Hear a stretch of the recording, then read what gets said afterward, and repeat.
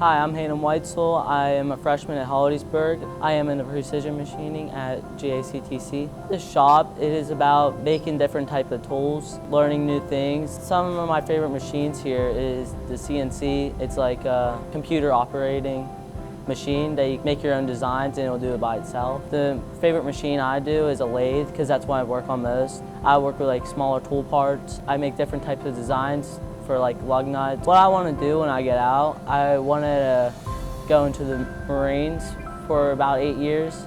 Then when I get out, I want to start doing construction because being here, it teaches me a lot about what I need to do. It takes a lot of knowledge and it takes a lot of skill at this. It's a lot of numbers and it takes a lot of math and it just takes a lot of practice and time.